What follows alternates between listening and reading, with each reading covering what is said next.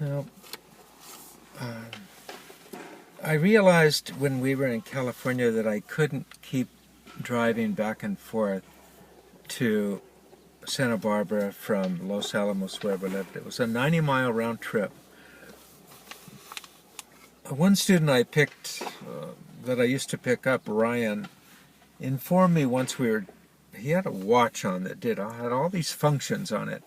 And we were driving along back to drop him off in San Ynez, and Ryan looked down at his watch and was doing some calculations. He said, Mr. Pat, in the time that I've been traveling with you, we've gone, and he named the number of miles that we had traveled in the car, and he said, that's the equivalent of having traveled around the world 1.5 times.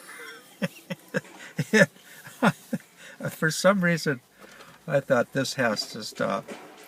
The other reason I had to stop is that I fell asleep once on the way home, and the only thing that saved me was the fact that there were these little, you know how they put these little things on the side of the road that you go over, and it knocks you enough, and that woke me back up, that it was just too much.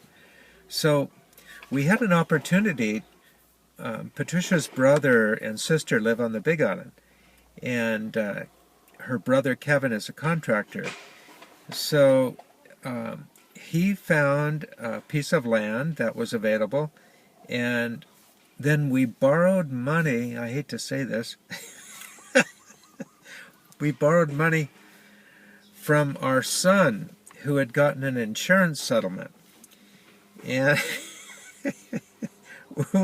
we used $36,000 of that money to buy a piece of land on the Big Island. But we did pay him back with interest, as he is an attorney today, and he held us to that. So we moved over with no jobs, naturally. Anybody who would have 8 kids obviously didn't think about the future. And we ended up Kevin had a house that we moved into while he then built our house. And we had all the kids living there. It was close to Pahoa. It was within walking distance to Pahoa High School in Puna on the Big Island. In fact, when we first got there and Tom started school, we heard from the bus company that they didn't have any bus that would come by to be able to come by and pick Tom up. So Patricia had to push him up on the side of a busy highway with no sidewalk, nothing, just up from where we lived in Tangerine Acres up to the high school. And that resulted in a little discussion with the bus company and helping them understand the importance that Tom be transported to school, since it was written into his IEP. Tom's experience in high school was not good. He was basically warehoused for 4 years. By that I mean he was brought into a room, he was given food, he was provided minimal services, but there was nothing done to speak of in a functional nature to help Tom prepare for life after high school. There was a major kind of a difference, though, when we noticed when we moved to Hawaii. Previous to that, in California, if you were pushing a child around with a wheelchair, you got a lot of kind of inquisitive stares, but then you also had people that would look like, well, what are you bringing that little pretzel kid, because Tom's legs were all, he was, he just had his legs always in a pretzel position, crossed, and they would look at him, and he wasn't a kind of a pleasant sight to look at, but we never looked at it that way.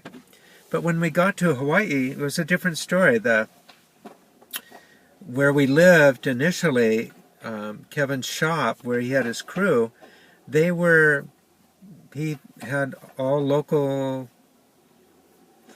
guys working there. And they, on Friday night, would come over to have poo-poos and drink some beer and relax and have a good time in the shop.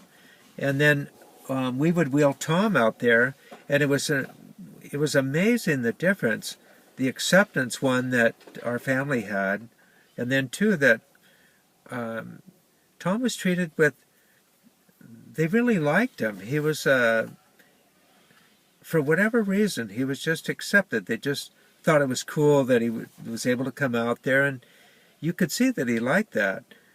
These were mostly younger guys in their 20s that were there, and it was a really good experience for Tom. He didn't drink beer or any of that, but he liked hanging out there.